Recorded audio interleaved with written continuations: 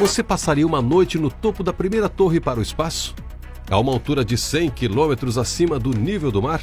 Seria a estrutura mais alta que os humanos já construíram. Esta torre poderia abrigar quase 1 milhão de residentes, mas a um preço igualmente gigante de 25 trilhões de dólares. Valeria a pena? Os humanos poderiam sobreviver às condições extremas do topo?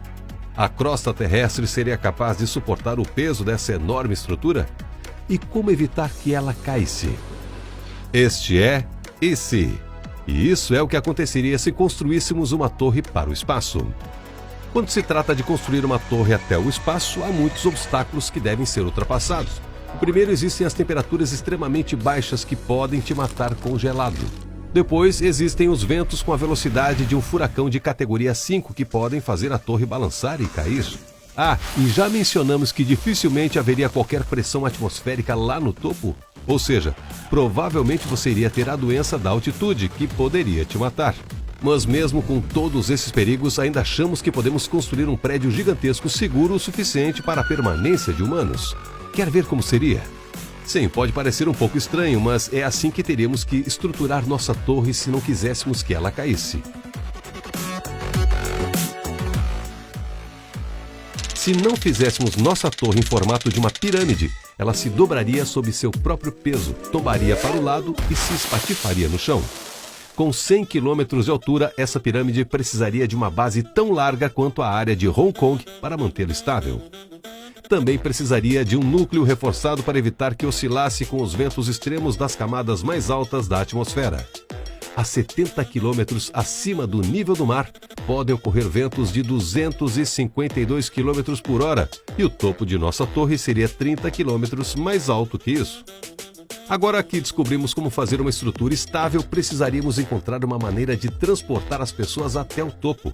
Tradicionalmente, os elevadores têm o limite de altura de cerca de 500 metros. Acima disso, são considerados muito pesados. Então, vamos precisar de algo um pouco mais moderno, como elevadores movidos à levitação magnética, por exemplo. Mas mesmo com eles, ainda enfrentaríamos viagens de elevador super demoradas para subir e descer. Isso seria um problema sério se quiséssemos que a torre tivesse residências e escritórios. Um setor que ficaria feliz com essas viagens de elevador extra longas seria a indústria de publicidade. Imagine como esse seria um público cativo. Mas antes de vender nosso espaço de anúncio no elevador, em primeiro lugar precisaríamos ver se seria seguro subir tão alto. No topo do Monte Everest, a pressão do ar já é perigosamente baixa, cerca de 1/3 da pressão ao nível do mar. A nossa torre até o espaço seria 11 vezes mais alta do que isso. Se não regulássemos a pressão do ar dentro do arranha-céu, você poderia sofrer com a doença da altitude.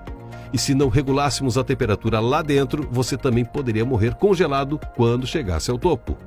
Em seguida, teríamos que descobrir uma maneira de fornecer água corrente em toda a torre. Seria necessária muita pressão para bombear água tão alto. Precisaríamos de centenas de reservatórios de água localizados em diferentes níveis do edifício.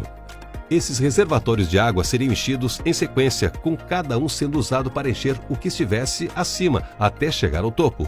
Se as residências consumissem tanta água por dia quanto as do Burj Khalifa, o maior arranha-céu do mundo, estimamos que nossa torre até o espaço usaria o equivalente à água de cerca de 13 piscinas olímpicas diariamente. Isso é muito para bombear até o topo. E mesmo que resolvêssemos todos esses desafios, ainda haveria um outro problema que inevitavelmente derrubaria o projeto. Eu me refiro à crosta terrestre. Ela tem apenas cerca de 30 quilômetros de espessura, com um manto mais macio por baixo. Assim como uma casa em solo instável, a torre começaria a afundar no solo ao longo dos anos, pois a crosta terrestre seria incapaz de sustentar tamanho peso. Então, por enquanto, talvez tenhamos que nos contentar com os arranha-céus que já temos. Ou, se você quer muito ter uma bela vista do espaço, resta a alternativa de se inscrever para ser um dos primeiros turistas espaciais. Mas este é um assunto para outro E Se.